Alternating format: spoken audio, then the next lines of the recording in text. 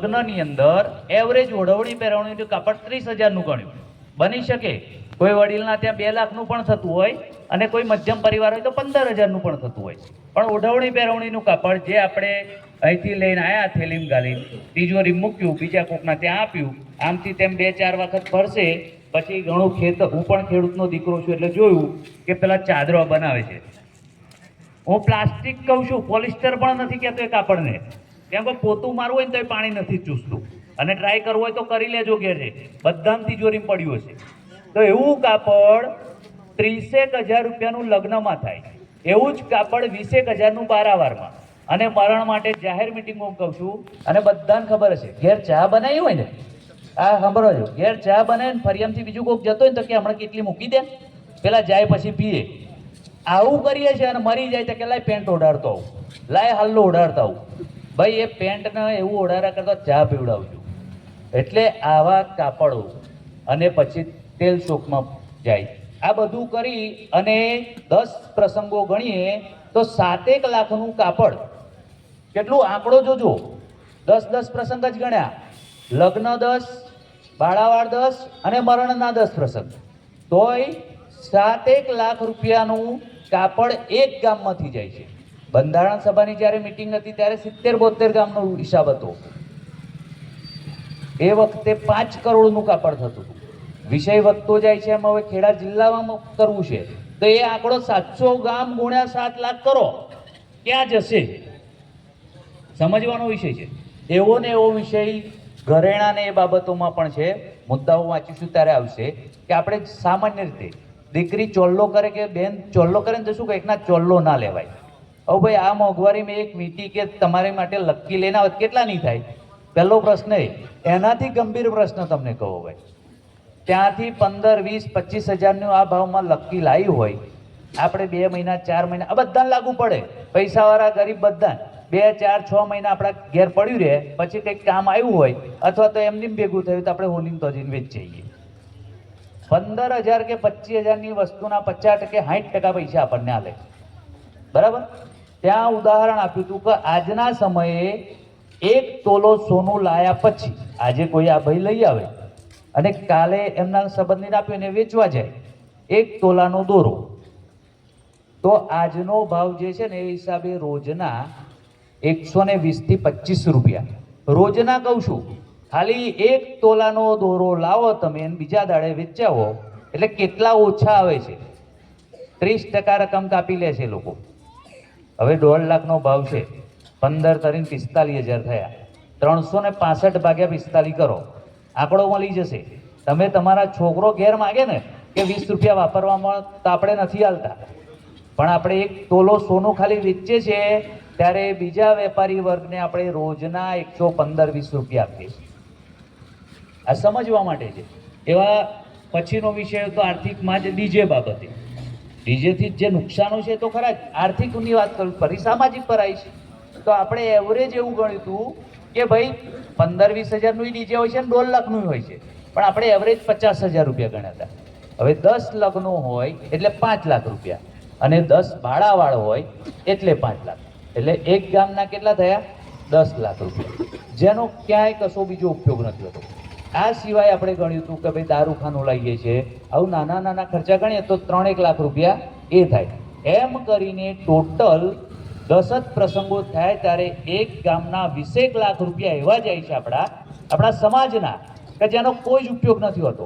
અને ખરેખર દુઃખની વાત એ છે કે આપણા કરતાં નાના સમાજો એમની વાડીઓ ગામે ગામ છે, પણ આપણા સમાજની કોઈ જગ્યાએ વાડી જોવા નહીં મળતી છે ખરી? ગમે તો જુઓ બીજા બધા સમાજ. અહીંયા સમાજ શબ્દ વાપરું છું એટલે કોઈ પરમાર, ડાબી, સોડા, ચૌહાણ આવું કશું નહીં, ક્ષત્રિય એક જ. તો એ કારણસર આ બધા આર્થિક બાબતોનો વિષય હતો. બીજો હતો સામાજિક અને સાંસ્કૃતિક, આપણા સંસ્કારોની વાત હતી. આ બંધારણ કેમ લાવવું પડ્યું? તો તમે જુઓ કે સામાન્ય રીતે પહેલાના સમયમાં આપણા ત્યાં દીકરીને પરણાવી એટલે વહુ આવે તો આટલે આગોળતી, બરાબર?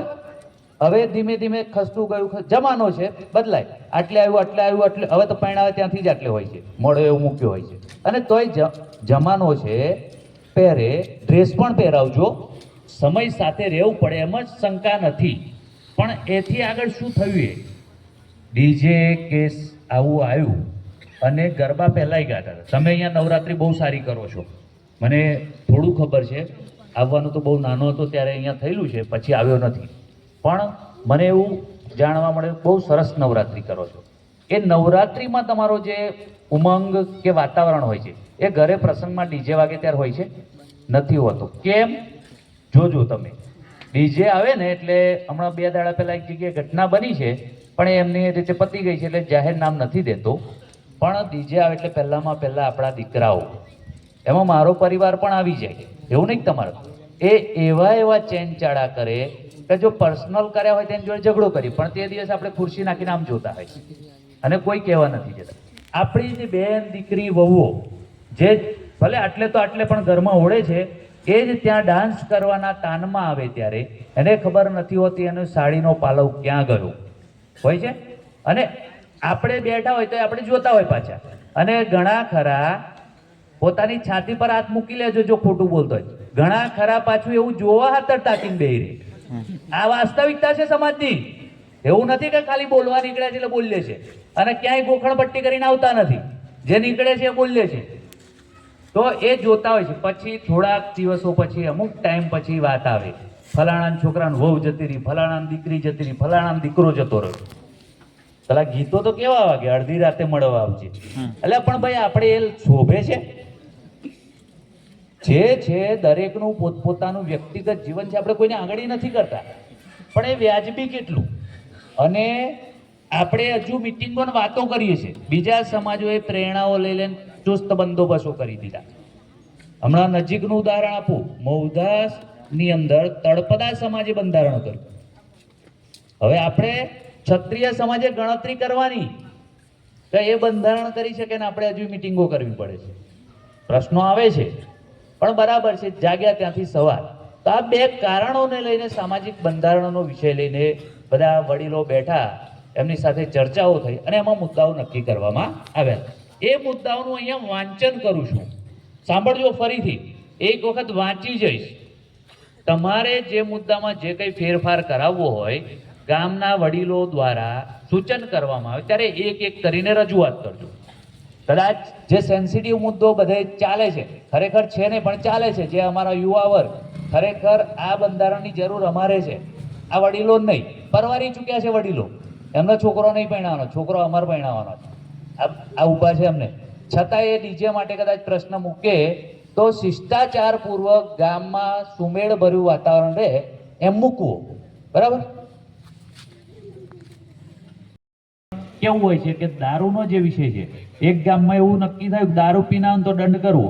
તમારા ગામે બંધારણ સમિતિ જે બનાવો ને એમાં સ્થાનિક મુદ્દા હોય, કેમ કે દારૂનો વિષય કેવો છે કે આપણે સમાજની અમુક મિટિંગો થશે ને પછી આ બધા મુદ્દા આવવાના છે. છૂટાછેડાનો મુદ્દો ચાલે છે કે ભાઈ એમાં કેમ કશું નહીં બોલતા સમિતિવાળા, પણ છૂટાછેડા માટે એક વખત બધી ગામની કમિટીઓ થઈ જાય પછી શું થશે હું તમને કહું. દાખલા તરીકે હરેરાની એક કમિટી બની 20-25 લોકોની, અને એક કમિટી મોદજની છે 20-25 લોકોની. મોદજમાં અને હરેરાની વચ્ચે કોઈ પ્રશ્ન છે અને સંબંધી, અમે 2 સંબંધી છે એટલે એ મારું નથી સાંભળતા, હું એમનું નથી સાંભળતો.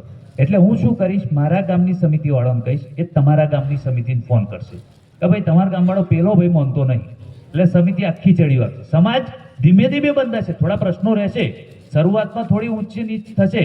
બંધારણ બુક સ્વરૂપે લઈ જવાનું છે.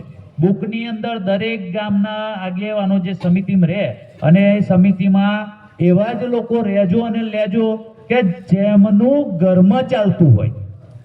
આ બહુ સ્પષ્ટ કહું છું.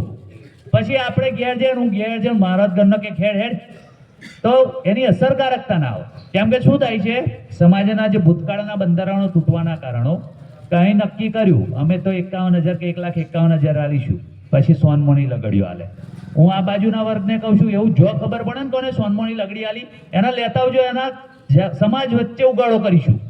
સોનમણી લગડીઓ લેવાય વગાડવાનું નથી છે. તમારે સોનમણી લગડીઓ લેવી હોય તો આ લોકોને બંધ કરવાની શું જરૂર છે?